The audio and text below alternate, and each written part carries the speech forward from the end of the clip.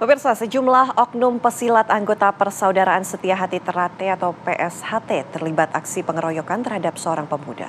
Korban mengalami luka parah hingga tak sadarkan diri dan masih menjalani perawatan medis.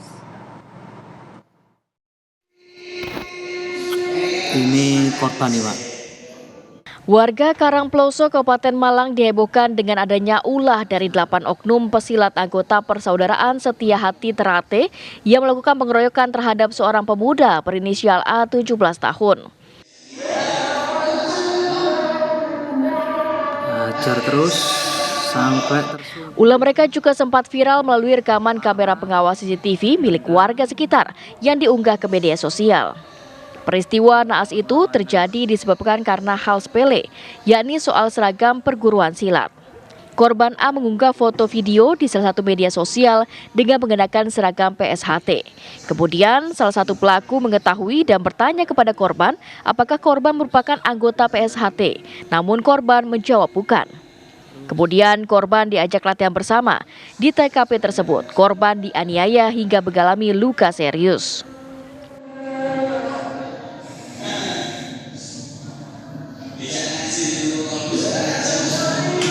Jadi korban ini pertama-tama awalnya dia menggunakan kaos PSHT. Dicek sama temennya, ditanya mengapa pakai kaos PSHT.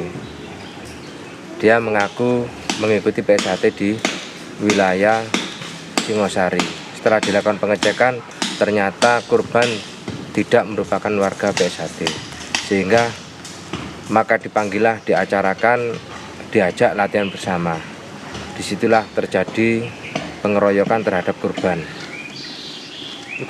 Kasus penganiayaan yang dilakukan oleh oknum perguruan silat PSHT tersebut telah dilimpahkan ke unit PPA Polres Malang. Dari Malang, Jawa Timur, Edi Cahyono, TV One mengabarkan.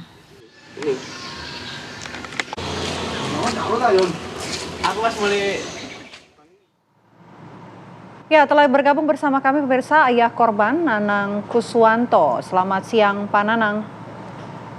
Selamat siang. Pak Nanang, bagaimana kondisi anak Bapak saat ini, Pak? Kondisi anak saya sekarang lagi masih koma, masih kritis. Sejak masuk ke rumah sakit sampai sekarang belum sadarkan diri. Dan kondisi sekarang lagi masih menurun, kondisi menurun. Oke. Pak Nanang, aksi pengeroyokan ini yang kemudian diterima oleh anak Pak Nanang, kronologinya seperti apa informasi yang didapatkan oleh Pak Nanang? Kalau kronologi awal mula anak saya ini, itu hari Rabu, itu ada teman satu sekolahnya, itu datang ke rumah hari Rabu jam 11 malam, ketok-ketok rumah, itu mau ngajak ngerjakan PR, pekerjaan rumah gitu, bahasa Inggris di Desa Ngenep. Temannya itu kan rumahnya Desa Ngenep. Saya nggak perbolehkan karena sudah larut malam, kenapa kok masih kerjakan tugas gitu. Akhirnya diusirlah sama istri saya, dia pulang. Paginya anak saya si Alvin, saya tanya, kalau kamu punya teman yang anak Ngenep, katanya bilang punya. Tapi bukan satu kelas seperti itu. Oke, tapi sejauh ini pihak kepolisian mungkin atau Pak Nanang dan juga keluarga mengetahuikah sosok pelaku yang kemudian sempat menganiaya anak dari Bapak? Sangat mengetahui saya karena langsung saya terjun sendiri. Jadi 9 pelaku bukan 8, 9 pelaku ini saya mengetahui sendiri, saya sendiri yang menangkap pertama kali anak-anak itu masih kondisi setelah memasukkan anak saya di UGD. Saya langsung lari ke tempat persembunyiannya pelatihan itu, padepokannya itu, saya sendiri yang nangkap. Setelah itu saya cari teman saudara-saudara untuk biar bantu nangkep anak-anak ini. Setelah itu dibantu warga dan pelaku dibawa ke Polsek Karangploso. Oke, artinya Pak Nanang sudah bertemu begitu ya dengan para pelaku. Nah, adakah masalah yang terjadi antara pelaku ini dengan anak Bapak?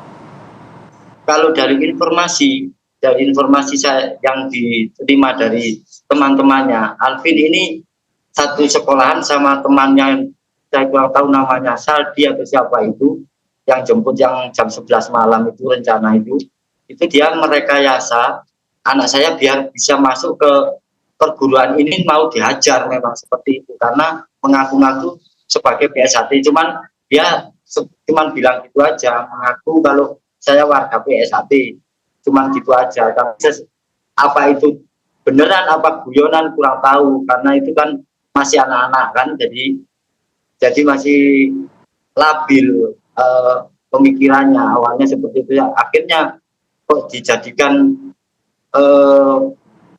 jadi anak saya jadi bulan-bulanan ini, saya kurang tahu cerita selanjutnya seperti itu. Tahu-tahu anak saya sudah koma sampai sekarang ini. Oke. Lantas apa yang akan dilakukan oleh Pak Nanang dan juga keluarga? Apakah akan melanjutkan ke proses hukum begitu, mengingat oknum pelakunya ini adalah masih muda begitu? Kalau hukum di Indonesia yang ada, walaupun ini masih anak-anak, karena ini perlakuannya sudah terlalu melampaui batas, dan anak saya cedera seperti ini, itu awal anak saya juga tidak apa-apa, pulang-pulang seperti ini, walaupun anak itu masih, yang si pelaku ini masih anak-anak, tapi perlakuannya sudah seperti orang dewasa. Itu hukum harus ditegakkan. Saya minta hukum seadil-adilnya, dari yang mulai awal sampai akhir, dari yang ketuanya, dari yang anggotanya, saya minta diuntut tuntas biar tidak ada kejadian selanjutnya, korban selanjutnya dari anak saya. Takutnya ada korban-korban selanjutnya, ya kita bisa meminimalisir dari sini dulu. Ya. Baik, Pak Nanang, terima kasih sudah mau berbagi cerita di Apa Kabar Indonesia Siang. Kami harapkan kesembuhan anak Pak Nanang tidak kritis lagi, sehat kembali. Pak Nanang dan keluarga juga sehat, mendapatkan keadilan. Terima kasih Pak Nanang, selamat siang. Terima kasih.